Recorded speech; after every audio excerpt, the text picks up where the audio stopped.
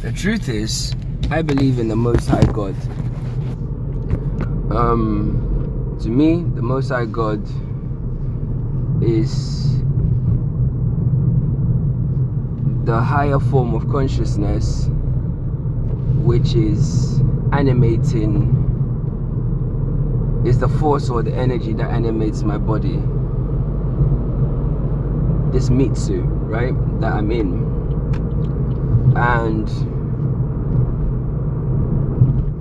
when you have awareness that you have a higher self, you come into communion with the Most High God, because that's the reason why you're alive. To me, that's what God is. I think you can believe in God and not be religious. I also think that you can believe in God and not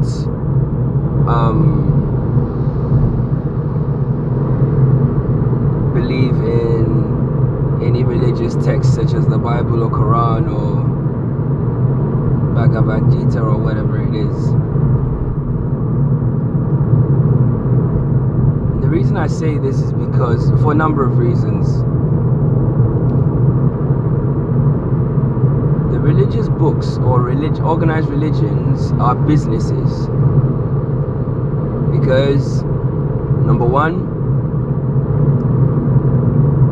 for me as an African, this book was given to us by external people to Africa. Yes, the book was not internally generated from Africa. So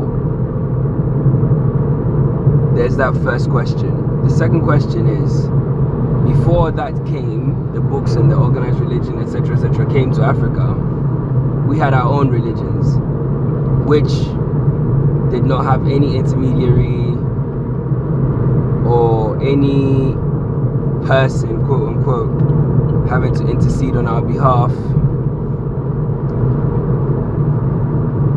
Essentially, it was just belief in the pure and Most High God and the sub-gods, right? That's the African way, you know. So we had the god of farming, the god of water, the god of this, that, and everything else, right? So organized religion was given to us.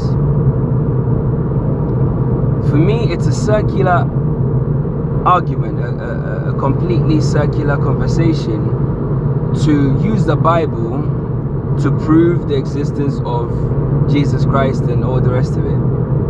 Because that's like, it's an argument that, it's a circular one, because you're chasing your tail. Because the book that tells you that's the case is the very book that you gave me, and you're using the very book to prove to me, and we're just going round and round and round and round in circles, right? And for me, that doesn't make any sense. That's just my personal view. It doesn't make any sense. I think that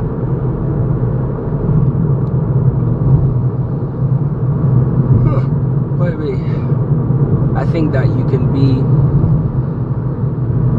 can find a way to commune with the Most High God or your higher self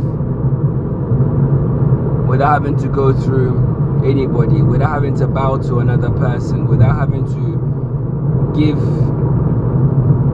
money to another person, or adulation or adoration to another person, or, you know, placing, you know, the images, etc., into your home and all this other stuff.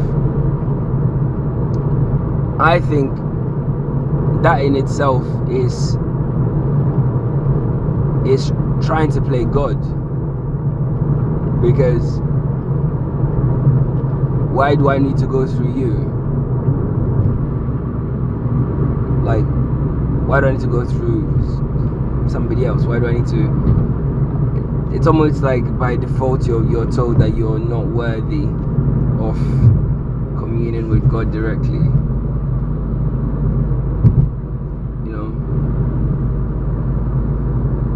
God is you. God is in you.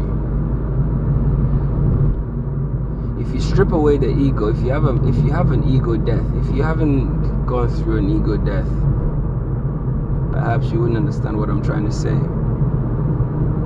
But when you actually go through an ego death, and your ego crumbles all around you, you recognize that there's nothing left. But that nothingness is everything. And that is God. That's the God energy. It's hard to explain if you don't know what I'm trying to say, because whatever. All right, let me try it this way. God is the creator, right? It creates everything, and we as his creations can create too. Everything, if you look around you, everything you see was created by people. You know, good and bad. It's created by people on earth, right? There's nothing on earth that was not created on earth. You know, the natural stuff was created by the Most High. Because us as humans can't replicate it. We can try and come close, but we can't, because we can't create life. You know, but once you take away the natural stuff, everything else was created by men. It was first seen in the mind's eye, and somehow it came to fruition in the 3D, right? On the screen of space. Which means that we can create too. And if you look in your life, what the? This woman can't drive.